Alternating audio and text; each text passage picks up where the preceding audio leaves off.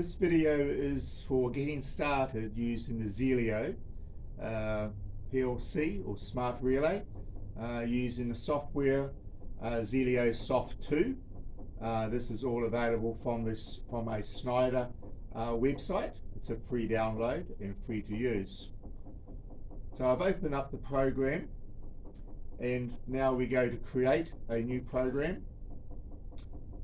This is where we select the model that we're going to be editing the program to download and run from. I'm going to select this one here, and I'm going to select this model here because it gives me 10 inputs, 10 outputs, and also it gives me analog capability as well.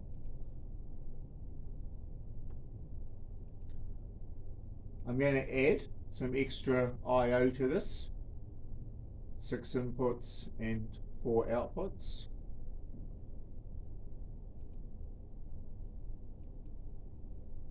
It defaults to the ladder logic programming method, but we could program in function block diagram if we wished. So here is the main editing screen. It's a little bit limited because we've only got the 5 columns here for our contacts, and then we end up with an output or coil area here for comments for each of our rungs. So this is the ladder format for editing. Down here for our menu, we've got our inputs. You'll see here we've got 22 inputs. These here can be used as pulsed inputs, 4 of those. These are our internal relays or flags or memory bits. We've got 56 of those.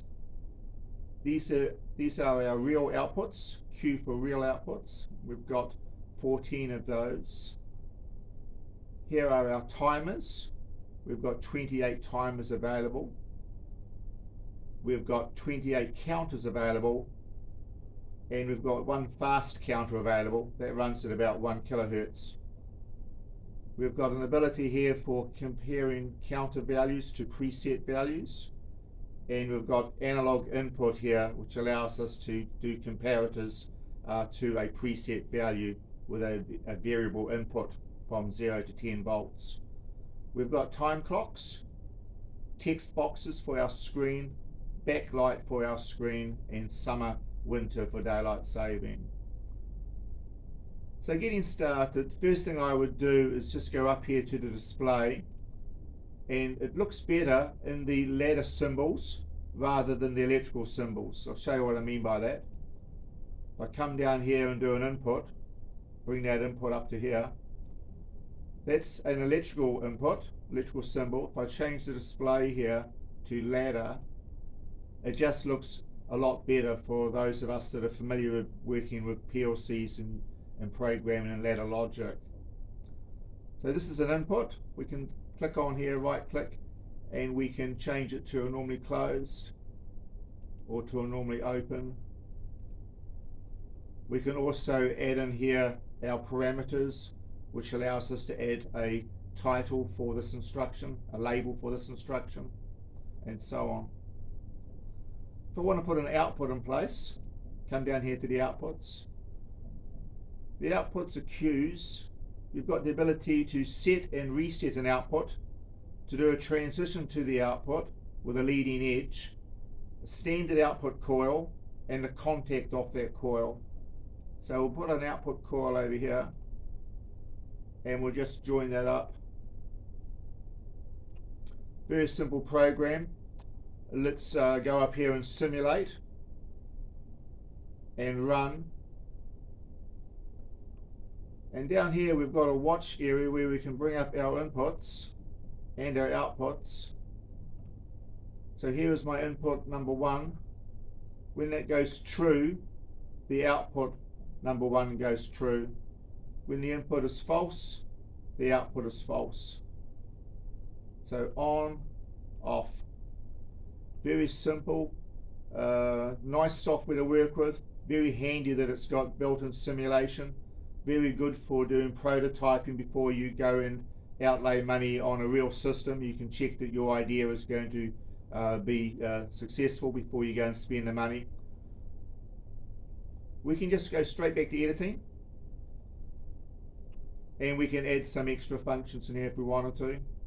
For example, if we want to put an OR contact in here, we could come up here like this and just drop this down here, and now this or this being true will make our output true. Let's try this. Back into the run mode. You'll see that we've got power to the contact. If I make this one here go true, my output goes true. If I make this one here go true, my output goes true. And of course, if they're both true, the output is true. So it's a standard OR function.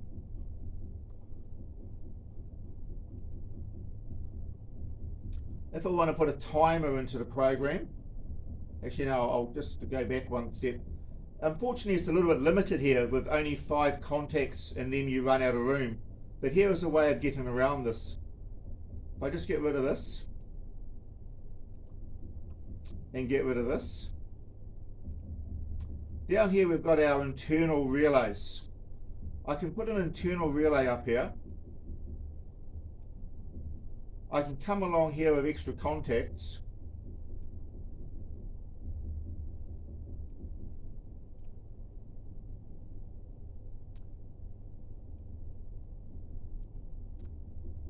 Now soon we'd run out. Maybe I want to have 6 or 7 inputs and I can't do that. But I can do this.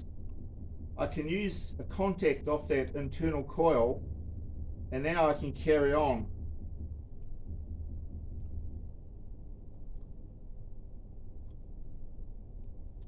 And then I might want to go to a real output. Maybe back to output Q1 again and just connect that along.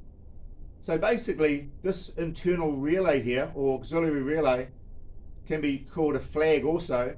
It's actually flagging the fact that we have now reached this position on our rung. This will go true, this contact will go true, and allow us to keep adding on more AND functions before we get to a final output. So it can be quite a handy way of getting around a little bit of a problem. Also, sometimes you might want to spread things out a little bit. You can actually drop down a couple of lines, if you like, before you go to a contact. It just maybe gives you a little bit more of a better view. Up here we can change the size. It goes off the screen, you've got to go and find it again. Say for example we've gone and increased it. I just come back up here and you'll see now it's larger, easier to follow.